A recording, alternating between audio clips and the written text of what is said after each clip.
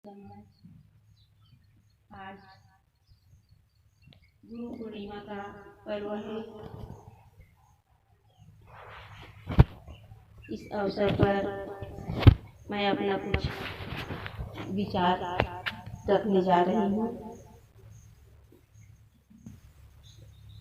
गुरु पूर्णिमा का अर्थ ही होता है कि पूर्णिमा के दिन चंद्रमा पूर्ण प्रकाशित, शीतल, शांत और ज्यादा प्रकाशमान होता है। उसी प्रकार सद्गुरु पूर्ण वैराग्यवान, शांत और शीतल, उनका जीवन पूर्ण रूप से दिव्य और भव्य होता है। ऐसे गुरु के चरण में, उनके शरण में समर्पित होकर हम अबोधी जीव अपना कल्याण कर सकते हैं। एक जन्म मासिक होता है, लेकिन वह जन्म मरण में बदल जाता है। लेकिन एक वैराग्यवान सच्चे सद्गुरु से जो जन्म होता है, वह जन्म जन्मांतर तक साथ देता है। वह मरण में नहीं बदलता, बल्कि यह अबोधी जीव, वह जिज्ञासु, वह मुमुक्षु सद्गुरु के शरण में अपने आप को समर्पित कर अमरता को प्राप्त कर लेता है। यह जीव अमर हो जाता है। सद्गुरु हमारे जीवन के लिए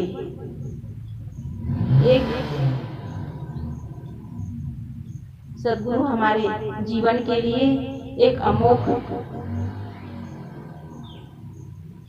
अमोघ कहना चाहिए कि हमारे जीवन को ऊपर उठाने के लिए, हमारे जीवन की कीमत को बढ़ाने के लिए, हमारे जीवन को एक नई दिशा देने के लिए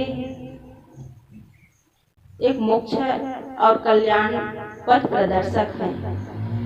ऐसे सद्गुरु के शरण में लग करके हम अपने जीवन के मूल्य को समझ सकते हैं। गुरु तो अपने आप में पूर्ण है ही। उनके शरण में जो जिज्ञासु जाता है, वह भी अपने इस जीवन को सही दिशा में लगा करके अपना कल्याण कर लेता है। गुरु के कई रूप हैं। कहा जाता है कि गुरु कुंभकार की तरह होता है। जैसे कुंभकार जब घड़ा बनाता है तो वह उसे ऊपर से पीटता है, लेकिन अंदर से सहारा देता है। वैसे ही सद्गुरु होते हैं, जो ऊपर से हमें चोट तो मारते हैं, लेकिन अंदर से हमें सहारा देते हैं। हमारे अंदर जो कमी है, दोष है, दुर्गुण है, उसे निकालने के लिए समय समय से हमें सावधान करते हैं, हमें जागरूक करते हैं, ताकि हम अपने इस विकारों को दूर कर निर्मल और पवित्र जीवन जी सके।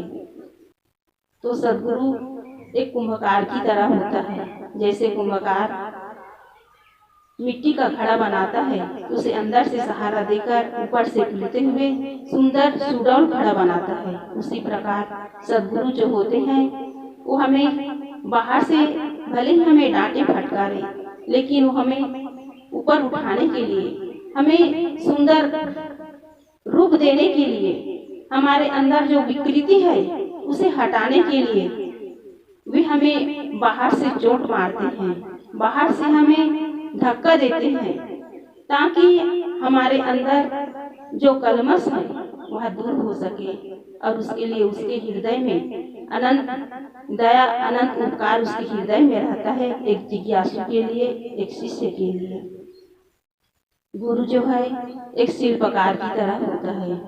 जैसे शिल्पकार रास्ते में पड़े हुए पत्थर उठा लेता है और उसके अनावश्यक जो भाग है उसे काट छाट कर, छैनी और हथौड़ी से काट छाट कर एक सुंदर मूर्ति का रूप दे देता है।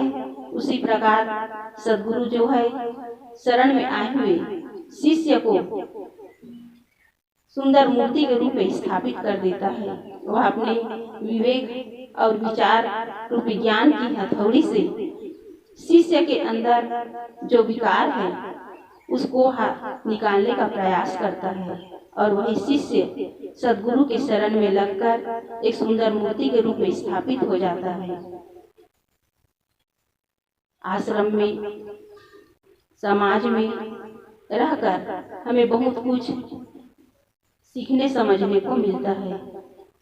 संत समाज में, संत आश्रम में, जहाँ हम एक समूह में हैं, वहाँ हमें बहुत कुछ समय के साथ सीखने और समझने को मिलता है। समाज में सबके साथ सही व्यवहार, प्रेमपूर्ण व्यवहार और सबको साथ लेकर के चलने की भावना, यही है ज्ञान में अपने जीवन को बिताना। सबको सहारा देना, सबके साथ सही व्यवहार करना, यही है ज्ञान में जीना। एक आश्रम था और उस आश्रम में गुरु के सानिध्य में अनेक शिष्य थे। उस आश्रम में एक दिन एक चोर आकर के गुरु से विनय वंदना करने लगा कि गुरुदेव, मैं भी आपके शरण में लगकर इस जीवन का कल्याण करना चाहता हूँ। गुरुदेव दया करके उसे आश्रम में शरण दे दिए, लेकिन उसका स्वभाव था चोरी करना। तो वो रात में क्या करता था, एक दूसरे का सामान इधर उधर कर देता था। चोरी तो नहीं करता था, लेकिन एक दूसरे का सामान इधर उधर कर देता था। शिष्य लोग परेशान हो गए, गुरुजी से शिकायत भी किए। गुरुजी उसे समय से डांट फटकार भी दिए कि इस आश्रम में रहकर आपको अपने स्वभाव को सुधारना होगा। ऐसा करते करते उसका समय बीतने लगा, और इस तरह करते करते उसके मन में फिर वही भाव जागृत हो गया। पहले तो वहाँ सामान को इधर उधर करता था, लेकिन धीरे धीरे वह चोरी करने लगा। किसी का सामान, किसी का पैसा, किसी का कपड़ा वह चोरी करने लगा। शिष्य लोग परेशान हो गए, गुरुदेव से शिकायत किए। गुरुदेव उन्हें बुला करके समझाए, लेकिन शिष्य लोग एक मत होकर सभी लोग गुरुदेव जी के सामने बात रखे कि इसे आश्रम से निकालना ही पड़ेगा, तभी हम लोग रह पाएंगे। गुरुदेव जी ने कहा कि बेटा, तुम लोग यहाँ 10-20 वर्ष से रह रहे हो, साधना में परिपक्व हो गए हो, जहाँ कहीं भी रहकर तुम साधना कर सकते हो, लेकिन अभी इसका जन्म हुआ है, ये तो साधना पथ में भी कदम रखे हैं। यदि मैं इसे निकाल देता हूँ तो ये तो और भटक जाएगा, इसका सुधार नहीं होगा, इसलिए इसे सहारे की जरूरत है। तो गुरुदेव जी ऐसे होते हैं दया के सागर। वो शरण में आए हुए को अपने शरण में लगा करके, उसे आश्रय दे करके, उसके सुधार के लिए, उसे ऊपर उठाने के लिए हर तरह की कोशिश करते हैं। तो सदगुरु कैसे होते हैं, शिल्पकार की तरह, जो हमारे अंदर जो विकार है उसे गढ़ छील करके हमें सुंदर मूर्ति के रूप में प्रतिस्थापित कर देते हैं। सदगुरु एक मांझी की तरह होता है, जो हमें इस भवसागर से पार लगा देता है और हमारे इस जीवन का कल्याण कर देता है, इस जीव का उद्धार कर देता है। सदगुरु की महिमा तो अनंत है, उसकी महिमा, उसका गुणगान कितना किया जाए, हमारे मुख से निकला हुआ शब्द कम पड़ जाता है। हमारे ऊपर गुरुदेव जी का इतना अनंत उपकार है। गुरुदेव जी न मिले होते तो पता नहीं हम कहाँ भटकते, कहाँ हम इस संसार के दुख के थपेड़े में अपना यह जीवन कैसे, किस तरह हम बिताते, किस तरह हम इस संसार में दुख उठाते। आज उस दुख से मुक्त होने के लिए इस साधना मार्ग में आए हुए हैं। गुरुदेव जी तो अपना ज्ञान प्रकाश फैला ही रहे हैं, हम सबके ऊपर बरसा ही रहे हैं, लेकिन हमारा भी दायित्व है कि हम भी गुरु के शरण में आए हैं तो एक जिज्ञासु बनकर, मुमुक्षु बनकर हम भी अपना दायित्व निभाएं। तो सबसे प्रथम दायित्व है कि अपने आप को सद्गुरु के शरण में समर्पित कर देना। घड़ा को जब पानी भरने के लिए नल के नीचे रखा जाता है तब उसमें पानी भरता है। नल को यदि घड़ा को यदि नल के अगल बगल रख दो तो उसमें पानी नहीं आएगा, नल के नीचे ही रखना पड़ेगा। तो इसका भाव यह है कि एक शिष्य को ज्ञान अर्जन करने के लिए, ज्ञान प्राप्त करने के लिए, अपना उद्धार करने के लिए गुरु के चरणों में झुकना पड़ेगा। तभी वहीं से हमें जो ज्ञान प्रकाश मिलेगा उससे हमारा जीवन आलोकित हो जाएगा। बिना झुके, बिना अपना अहंकार का परिमार्जन किए हमें कुछ भी मिलने वाला नहीं है। एक अहंकारी व्यक्ति न तो सत्संग भजन में अपना मन लगा पाता है और न ही सेवा साधना का काम कर पाता है। इसलिए हम अपने अंदर जो अहंकार है उसका हम मार्जन करें और अपने मन को शुद्ध करके गुरु के चरणों में समर्पित कर दें। तभी हमारा यह जीवन ऊपर उठ सकता है, हम अपना कल्याण का काम कर सकते हैं, आध्यात्मिक क्षेत्र में हम आगे बढ़ सकते हैं। हमारे अंदर थोड़ा भी अहंकार रहेगा तो हम इस आध्यात्मिक क्षेत्र में एक कदम भी आगे नहीं बढ़ सकते। केवल हमारा जीवन यूं ही सुनते और बोलते बीत जाएगा, हमारे जीवन में बदलाव नहीं आएगा। तो सबसे प्रथम काम करना है कि सद्गुरु के चरणों में अपने आप को पूरी तरह समर्पित कर देना। दूसरी बात है गुरुदेव जी के आज्ञा का पालन करना। एक मुमुक्षु, एक जिज्ञासु जब गुरुदेव जी के चरणों में अपने आप को समर्पित कर देता है तो वह उसकी आज्ञा के अनुसार चलता है। जो गुरु की आज्ञा के अनुसार नहीं चलता, आश्रम के नियमों का पालन नहीं करता, न तो वह अनुशासन में रहकर और नहीं आत्मानुशासन में रहकर साधना पथ में आगे नहीं बढ़ पाता, वह केवल उदंडता का व्यवहार करता है। तो हम इस साधना मार्ग में आए हैं तो अनुशासन और आत्मानुशासन का पालन करते हुए, गुरु के बताए हुए मार्ग पर चलते हुए हम आगे बढ़े और सबको साथ लेकर चलने का प्रयास करें। तभी हम इस आध्यात्मिक जीवन में कुछ प्राप्त कर सकते हैं। आज्ञा का पालन नहीं करेंगे, गुरु के ज्ञान के अनुसार जीवन व्यतीत नहीं करेंगे तो हमारा जीवन यूं ही बीत जाएगा, हमारे जीवन में कुछ हासिल नहीं होगा, हम जीवन में कुछ प्राप्त नहीं कर पाएंगे। प्राप्त करने के लिए गुरु की आज्ञा का पालन करना बहुत ही आवश्यक है। एक राजा था, राजा ने विचार किया कि जीवन में कुछ सत्संग भजन कर लो।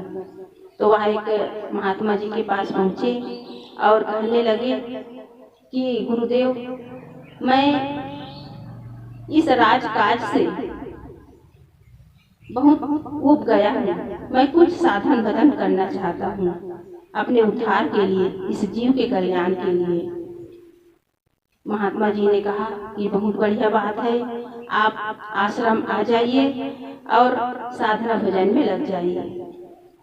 राजा ने कहा कि साधना भजन करने के लिए कितना समय चाहिए, कब तक मैं इस साधना भजन में परिपक्व कब तक हो जाऊंगा।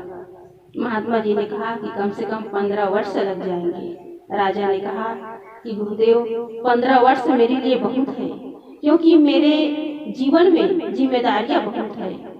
प्रजा का काम, राजकाज का काम, ये जिम्मेदारी मेरे ऊपर बहुत है। 15 वर्ष बहुत है, इससे कम में यदि हो जाए तो मैं आ सकता हूँ। महात्मा जी ने कहा ठीक है, 10 वर्ष में तुम्हारा काम पूरा हो जाएगा। राजा ने कहा कि 10 वर्ष भी बहुत ज्यादा है, इससे कम यदि हो जाए तो मैं आने के लिए तैयार हूँ।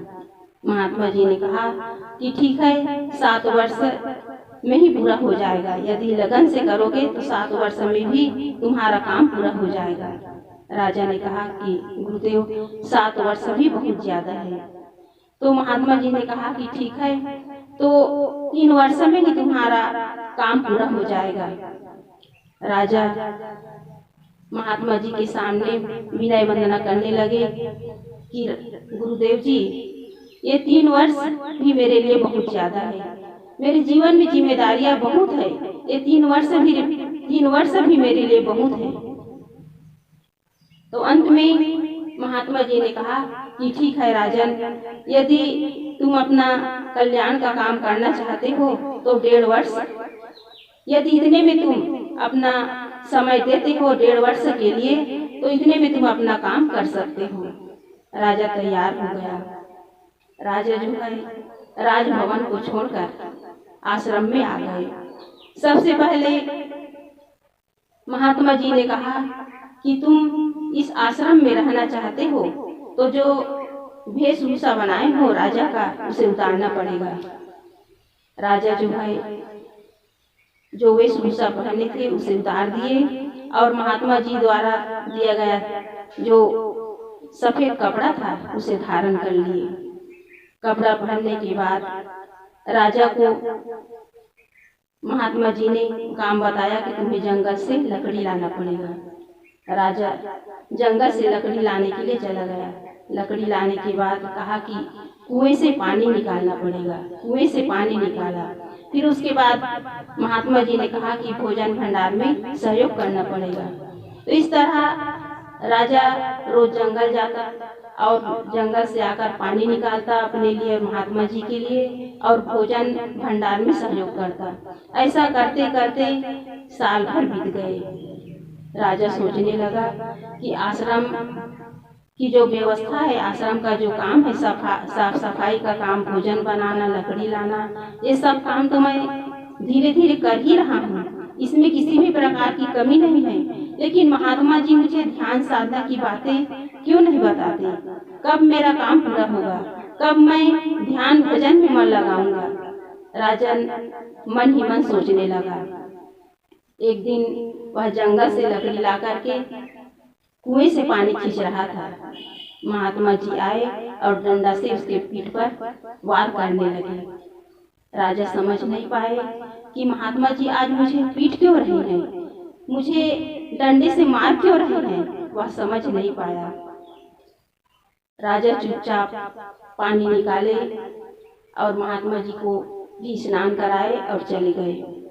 यह क्रम कई दिनों तक चलता रहा। जैसे ही वो पानी भरने के लिए आता, महात्मा जी डंडे से उसकी पिटाई करते। एक दिन राजा जो है कुएं के पास आया और पानी निकालने लगा। महात्मा जी डंडा लेकर उसके पीछे आ गया। उस समय राजा पूरी तरह जागरूक हो गया, सावधान हो गया। वह जैसे ही वार करने के लिए डंडा उठाया, राजा महात्मा जी के हाथ से डंडा पकड़ लिया और वह डंडा को लेकर महात्मा जी के हाथ में जो डंडा था अपने हाथ में ले लिए। महात्मा जी ने कहा कि बेटा, आज तुम पहली कक्षा में पास हो गए। राजा समझ नहीं पाया कि महात्मा जी क्या कह रहे हैं। फिर उसके बाद वह रसोई में गया। अब जब भी वह रसोई में भोजन बनाने के लिए जाता, महात्मा जी पीछे से फिर वही डंडा मारने का काम करता। ऐसा करते करते 10-15 दिन बीत गए। एक दिन राजा फिर वही किया। जैसे ही महात्मा जी डंडा मारने के लिए रसोई में गए, वह पीछे से डंडा पकड़ लिए। महात्मा जी ने कहा कि बेटा, आज तुम दूसरी कक्षा में पास हो गए। राजा की समझ में नहीं आया कि महात्मा जी क्या कह रहे हैं। न तो ज्ञान की बातें बताते हैं और न ध्यान की बातें बताते हैं, और इनके कहने के पीछे क्या रहस्य है समझ में नहीं आ रहा है। फिर उसके बाद महात्मा राजा जो है सोने के लिए जाता, तो जैसे ही सोने के लिए पलंग पर लेटता, महात्मा जी उस पर डंडा से वार करने लगे। तो धीरे धीरे कई दिन तक यह क्रम चलता रहा और एक दिन राजा जो है सोने के लिए जैसे ही बिस्तर पर गए, महात्मा जी फिर वार करने के लिए डंडा लेकर के आए, लेकिन उस समय राजा भी उसके हाथ से डंडा पकड़ लिए। वह पूरी तरह जागरूक था, सोने का नाटक कर रहा था, लेकिन जैसे ही महात्मा जी उसके करीब आए वह डंडा पकड़ लिए। महात्मा जी ने कहा कि बेटा तुम तीसरी कक्षा में भी पास हो गए। उसके बाद एक दिन राजा जो है झाड़ू लगा रहा था, आश्रम की सफाई कर रहा था और महात्मा जी चुपचाप शांत बैठे थे। राजा ने विचार किया कि महात्मा जी जो है न ध्यान की बातें बताते हैं, न ज्ञान की बातें बताते हैं, न कुछ सत्संग भजन होता है। पता नहीं कब मुझे ज्ञान मिलेगा, कब मैं ध्यान साधना में सफल होऊंगा। ऐसा विचार करते करते वह झाड़ू लगा रहा था और महात्मा जी शांत बैठे हुए थे। वहाँ बाहरी झाड़ू जो है हाथ में लिए हुए थे। उसने कहा कि आज मैं महात्मा जी को झाड़ू से मारूंगा। वह मन ही मन सोच रहा था और महात्मा जी को मारने के लिए जैसे उसके नजदीक पहुंचा, महात्मा जी उसके तरफ मुंह करके कहने लगी कि बेटा मैं बूढ़ा हूँ, मुझे मारना मत। राजा आश्चर्य में पड़ गया कि महात्मा जी मैंने तो केवल विचार किया था, मैंने तो क्रिया किया ही नहीं, फिर आपको सब कैसे पता चला। महात्मा जी ने कहा कि बेटा यही है अंदर की जागरूकता, यही है आत्म तत्व की प्राप्ति, यही है आत्मबोध। इसको प्राप्त करने के बाद आदमी कहीं भटकता नहीं है, वह कहीं दुर्घटनाग्रस्त नहीं होता। वही बोध तुम्हें मैं दे रहा हूँ। तुम्हारे ऊपर जो मैं डंडा बरसाता था और तुम सावधान होकर, सजग होकर, जागरूक होकर पीछे से पलट कर डंडा पकड़ लेते थे, यही है आत्मबोध, अंदर से जागरूकता। जो अंदर से सतत सावधान रहता है, जागरूक रहता है, वह कहीं भटकता नहीं है। तो इस तरह हमें भी गुरु की आज्ञा के अनुसार, उनकी आज्ञा का पालन करते हुए सतत सावधान और जागरूक रहना पड़ेगा, तभी हम कहीं फिसलेंगे नहीं, कहीं भटकेंगे नहीं। और तीसरी बात है ज्ञान अर्जन करना। साधना मार्ग में हमारी सबसे बड़ी पूंजी है ज्ञान। भौतिक कमाई तो केवल शरीर निर्वाह के लिए है, लेकिन ज्ञान हमारे जीवन निर्माण के लिए है, जो हमारे इस जीवन को सुखद बनाएगा और आने वाले जीवन के लिए, जन्म जन्मांतर के लिए ये ज्ञान धन हमारे लिए बहुत बड़ा संबल है। इस ज्ञान को अर्जन करके हम साधना पथ में, इस ज्ञान के पथ में, कल्याण के पथ में आगे बढ़ सकते हैं, अपना उद्धार कर सकते हैं। और चौथी बात है कमाए हुए ज्ञान को, जो हम ज्ञान प्राप्त कर रहे हैं उसके अनुसार जीवन जीना, उसे अपने आचरण में उतारना और उतार करके उनका प्रचार प्रसार करना, यही शिष्य का दायित्व है। तो इस तरह हम गुरु के शरण में आए हुए हैं और साधना पथ में हम लगे हुए हैं। इतना हमें सुनहरा अवसर मिला हुआ है, हम सबका सौभाग्य है। इस सौभाग्य को हम दुर्भाग्य में न बदले, अपने अंदर किसी भी प्रकार का विकार न आने दें। हम अपने मन को, अपने इस अंतःकरण को रोज मांझने का काम करें, तभी हम इस साधना पथ में आगे बढ़ सकते हैं। गुरुदेव जी का हमारे जीवन में अनंत उपकार है, उस उपकार को हम किसी भी कीमत पर चुका नहीं सकते। केवल इस ज्ञान के पथ पर चलकर हम साधना मार्ग में अपने आत्मा शांति का, आत्मा कल्याण का काम करते जाना है और गुरुदेव जी के बताए हुए मार्ग पर चलते हुए, सबको साथ लेकर, सबके साथ प्रेम पूर्ण व्यवहार करते हुए, एक सुंदर आदर्श समय जीवन जीते हुए, सबको स्नेह देते हुए, सबका प्यार पाते हुए अपने इस साधना मार्ग में आगे बढ़ना है। मन में किसी भी प्रकार का विकार न हो, मन में किसी भी प्रकार का खोट न हो, कलमश न हो, तभी हमारा यह आध्यात्मिक जीवन प्रसन्नता पूर्वक, उमंग और आनंदमय हो सकता है। तो आज गुरु पूर्णिमा है, गुरुदेव जी के चरणों में कोटि कोटि नमन। उनके ही आज्ञा से, उनके ही प्राप्त ज्ञान से हमारा जीवन संवर रहा है और आगे भी संवारने का, आगे बढ़ाने का काम हम सबको खुद के परिश्रम से, खुद के मेहनत से करना है। इसके लिए अन्य तो सहायक हैं, लेकिन ये परिश्रम हम सबको डटकर कमर कसकर करना है, ताकि हमारे जीवन में किसी भी प्रकार की कमी न हो और उस जीवन में आगे बढ़ने के लिए गुरुदेव जी का ज्ञान, उनका जो मार्गदर्शन है वो हमें मिल ही रहा है और उसके अनुसार अपने जीवन को आगे बढ़ाना है। बोलिए सद्गुरुदेव की जय।